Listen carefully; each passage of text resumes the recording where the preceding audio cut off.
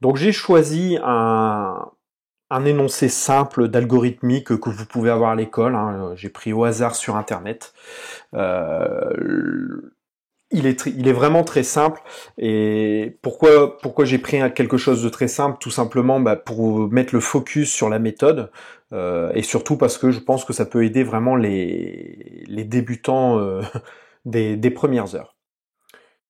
Donc on va rentrer dans le vif du sujet, je vais vous montrer en fait comment arriver à un algorithme par rapport à l'énoncé en décortiquant chaque étape du problème, tout simplement. Et vous pouvez appliquer cette méthode vraiment pour tout ce qui peut exister comme problème algorithmique qu'on peut vous imposer de faire. Donc on va lire une première fois l'énoncé, c'est écrire un algorithme qui demande un nombre compris entre 10 et 20 jusqu'à ce que la réponse convienne. En cas de réponse supérieure à 20, on fera apparaître un message, plus petit, et inversement plus grand, si le nombre est inférieur à 10.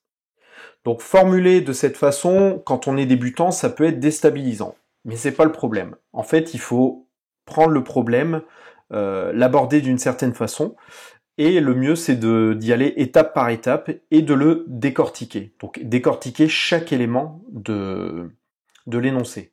Par exemple, on pourrait décomposer le problème en plusieurs points clés. Donc par exemple, écrire un algorithme qui demande un nombre compris entre 1 et 10. Donc on voit que c'est une première action à faire. C'est de demander un nombre. Donc si l'étape ici, c'est de repérer chaque élément de l'énoncé qui est vraiment intéressant et pertinent. Donc là, tout est intéressant et pertinent. Mais ce qui est vraiment intéressant, c'est de le reformuler comme vous le comprenez. C'est surtout ça qui est très intéressant. Donc par exemple, là, je vais le reformuler. Donc écrire un algorithme qui demande un nombre compris entre 1 et 10, ça veut dire, moi, de ce que je comprends, c'est que on va demander à l'utilisateur d'entrer un nombre compris entre 1 et 10. Entre 10 et 20. Je pense que depuis le début, j'ai dit 1 et 10, mais non, c'est bien 10 et 20, je sais pas pourquoi je dis ça. Donc voilà, j'ai reformulé en fait une partie du problème dans mon langage à moi. Et là, c'est compréhensible. Donc je sais que, et on verra un peu plus tard, quand on va traiter chaque partie, donc on va demander quelque chose à l'utilisateur. La deuxième partie de la phrase, c'est jusqu'à ce que la réponse convienne.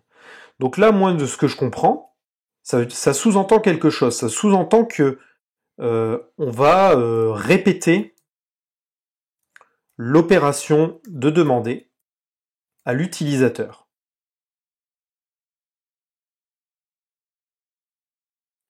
Si la réponse ne convient pas. Moi, c'est ce que je comprends. Et c'est ce que je reformule dans mes mots. C'est ce que j'ai compris de cette partie du problème. On prend le reste. Donc, en cas de réponse supérieure à 20, on fera apparaître un message plus petit. Ah. Donc, on doit faire quelque chose, là. Donc, on va mettre ça comme ça. En cas de réponse supérieure à 20, on fera apparaître un message plus petit. Donc, ça, moi, de ce que je comprends et ce que ça sous-entend, c'est que, tout simplement, en fait, on va tester l'entrée de l'utilisateur, puisque pour pouvoir dire si c'est supérieur à 20, il faut vérifier ce que l'utilisateur a entré comme nombre. Donc on va tester l'entrée de l'utilisateur, mais on va faire aussi autre chose à première vue. C'est que on va faire apparaître un message. Donc on va tester l'entrée de l'utilisateur, et si la réponse est supérieure à 20, on lui dira tout simplement plus petit.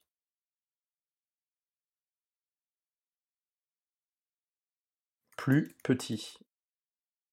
Voilà. Vous voyez un petit peu la démarche que j'ai, c'est que j'écris réellement, enfin, et y aller, il faut que vous y allez sans prétention. C'est que j'écris vraiment ce que je pense en fait. Hein. Je réfléchis en même temps et j'écris vraiment ce qui me vient à l'esprit, ce que je comprends. Et en fait, vous devez avoir cette attitude-là. N'ayez pas peur d'écrire des choses qui vous paraissent après pas cohérentes. C'est pas un problème. Le but, c'est quand même d'avancer et d'arriver à quelque chose. Donc, écrivez vraiment ce que vous pensez. Et moi, voilà, c'est ce que je pense et c'est ce que je comprends. Donc, on va prendre après la dernière partie du problème. Plus grand si le nombre est inférieur à 10. Donc ça veut dire que en fait, moi de ce que j'ai compris, on fera la même chose que petit, que pour plus petit. Moi c'est ce que je comprends. Hein. Mais si le nombre est plus petit que 10.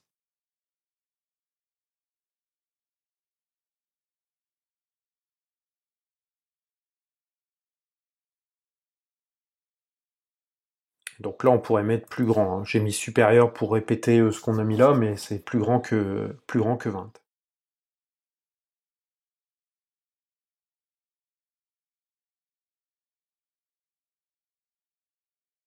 Donc voilà, si le nombre est plus petit que 10.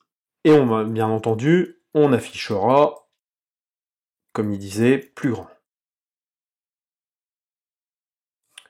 Voilà.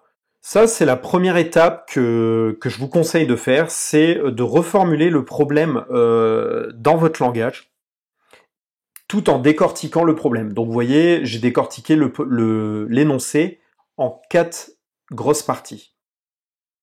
Et grâce à ça, en fait, ça va vous permettre de vous plonger plus facilement dans votre problème et surtout d'en faire ressortir des choses. Là, c'est déjà beaucoup plus clair. Et là, on va passer dans la prochaine vidéo. Je vais vous expliquer comment interpréter ce que vous avez écrit.